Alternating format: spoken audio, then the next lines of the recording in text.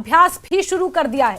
पाकिस्तान अरब सागर में 2 दिन की फायरिंग वार्निंग पाकिस्तान की तरफ से जारी की गई है।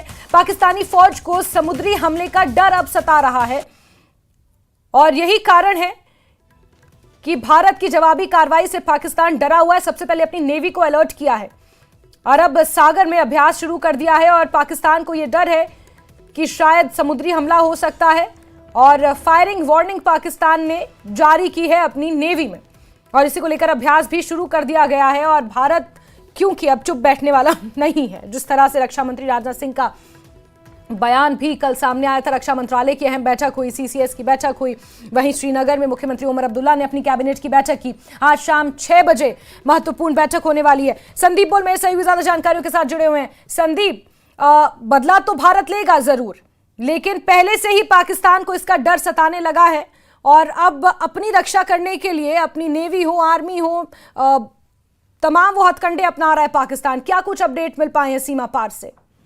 जैस्मिन, जिस दिन से ये अटैक हुआ उसके बाद से पाकिस्तान ने अपने पूरे एलओसी पर अपनी तरफ पीओके में हाई अलर्ट जारी किया है और सारे जो वहाँ पे सैनिक हैं उनको कहा गया है कि खुली जगह पे ना खड़े हों और बहुत ज्यादा सतर्क रहें। अब चूंकि ये लैंड बाउंड्री है और यहाँ पे ऑलरेडी भारतीय सेना की तरफ से सर्जिकल स्ट्राइक और एयर स्ट्राइक की जा चुकी है। अब पाकिस्तान को इस बात का डर सता रहा है कि ये जो पहलगाम में जो अटैक हुआ उसके बाद अगला हमला नेवी की तरफ से ना हो, लिहाजा उसने अपने आप को तैयार करना शुरू किया है और एक लाइट फायरिंग एक्सरसाइज कर रहा है वो, जो कि अरब सागर में है।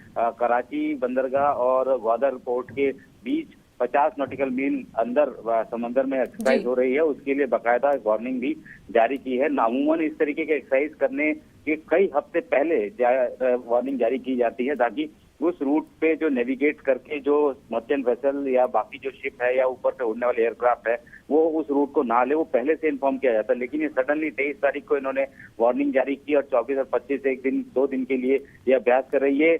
उसी तरफ इशारा कर रहे हैं कि पाकिस्तान जो है वो अब इस खौफ में है कि कहीं बिल्कुल। अच्छा संदीप, एक महत्वपूर्ण बात यहाँ पर यह है कि जब प्रतिक्रियाएं आ रही थी बहुत सारे देशों की, उसमें पाकिस्तान की तरफ से भी प्रतिक्रिया आई थी और पाकिस्तान ने यह कहा था कि इस हमले से हमारा कोई लेना देना नहीं है और पाकिस्तान का इस हमले में कोई हाथ नहीं है। अगर पाकिस्तान अपनी इस बात पर अडिग रहता तो फिर अपनी सेनाओं को इस तरह से सतर्क रहने की और फायरिंग वार्निंग नहीं जारी करता, तो क्या हम इसे चोर की दाढ़ी में तिनका के समान माने? जैसे पाकिस्तान का तो नीति ही है कि, और उसी नीति को पूरी दुनिया जानती है क्योंकि उसको भी पता है कि एफएटीएफ की ग्रे लिस्ट में था वो, उसमें से निकलने के लिए उससे कई सारे ऐसे आतंकी संगठन जिन पे प्रतिबंध लगा हुआ था उन पर काबू करना था।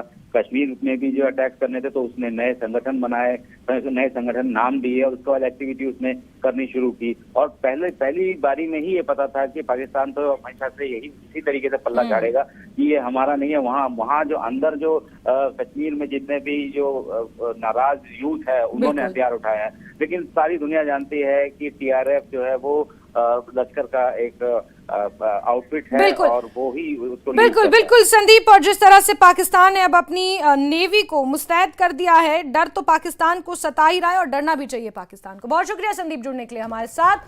तो पाकिस्तान ने अपनी नौसेना का अभ्यास शुरू कर दिया है, फायरिंग वार्निंग जारी कर दी है अरब सागर में।